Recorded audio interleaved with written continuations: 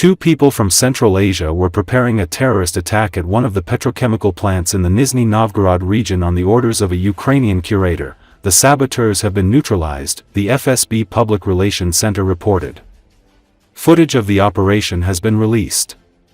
According to the agency, foreigners who share the views of an international terrorist organization banned in the Russian Federation planned to attack one of the petrochemical plants using FPV drones with improvised explosive devices.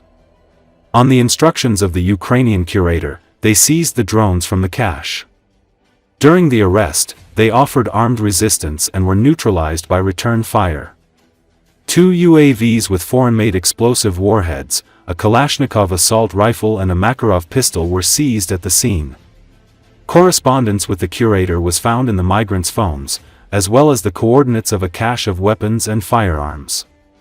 A criminal case has been opened on preparations for sabotage.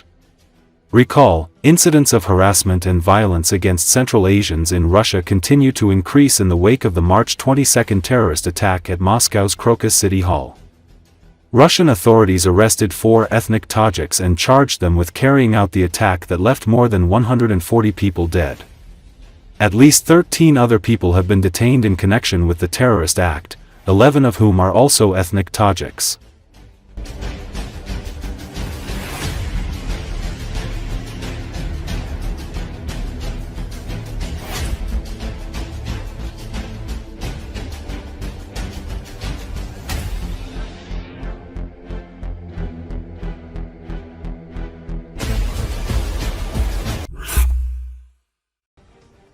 During the Sultan of Oman's recent visit to Moscow, Putin's security detail considered a diplomatic gift of a ritual dagger a potential threat and did not allow the delegation to bring it into the building.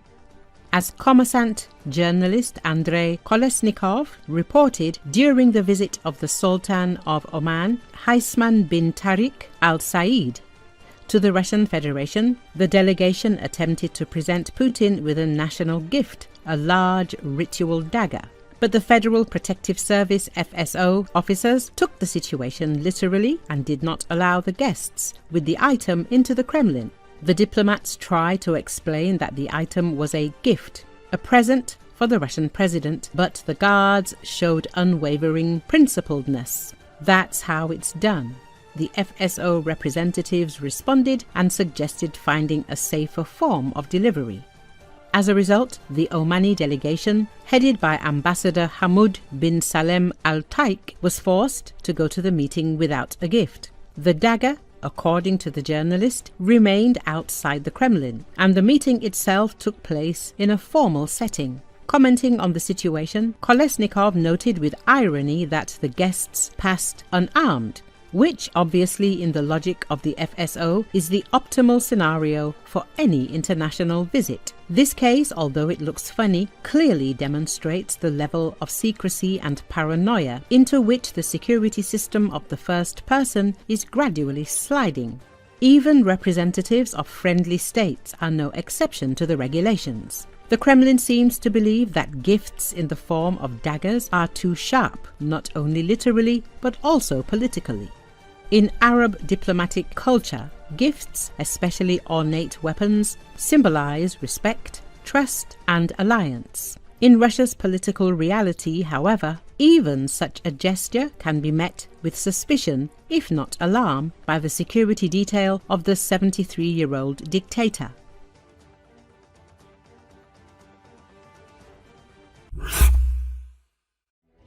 There is a very important detail in the explosion of the 51st Arsenal of the main Missile and Artillery Directorate, GRAU, of the Russian Defense Ministry. The military facility is located very close to the capital of Russia, Moscow. Russian military expert Yan Matveyev drew attention to this.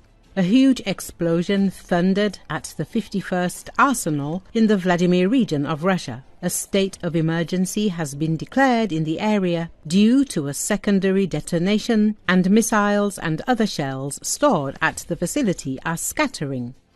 It is still unknown why the arsenal detonated. There are unconfirmed rumors that the military facility was attacked by Ukrainian UAVs. The Ukrainian side is keeping silent.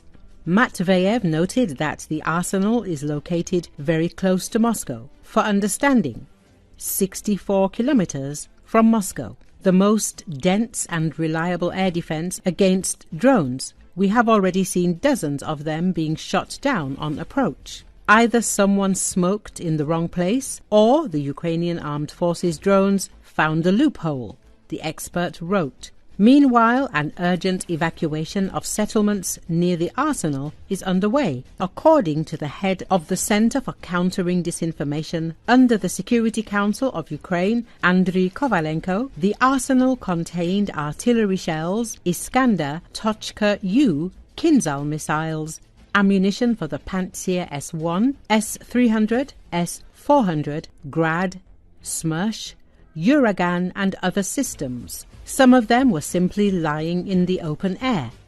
We are talking about approximately 105,000 tons of ammunition. The resource Gulagu.net reported that a commission of the Russian Defense Ministry urgently went to the scene of the emergency to understand the reasons. There are liquidated Russian military personnel.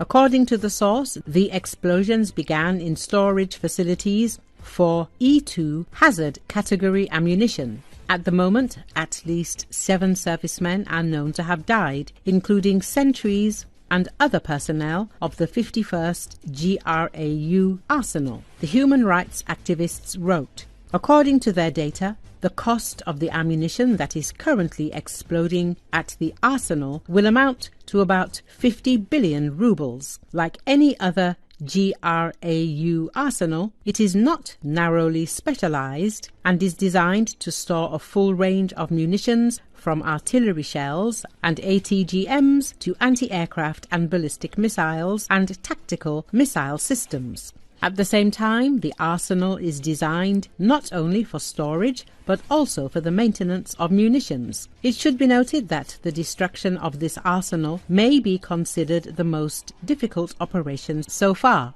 It is located just a short distance from Moscow, protected by the most heavily concentrated air defense system in the entire Russian Federation. At the same time, Russia has not reported any threats of attacks from Ukrainian UAVs or missiles. In other words, either different means were used or the Russian air defense system failed to intercept the attack. So far, local Russian authorities have confirmed the explosion, a fact later verified by the governor of Vladimir Oblast, Alexander Avdeyev. He also threatened to prosecute anyone who disseminates information other than official statements.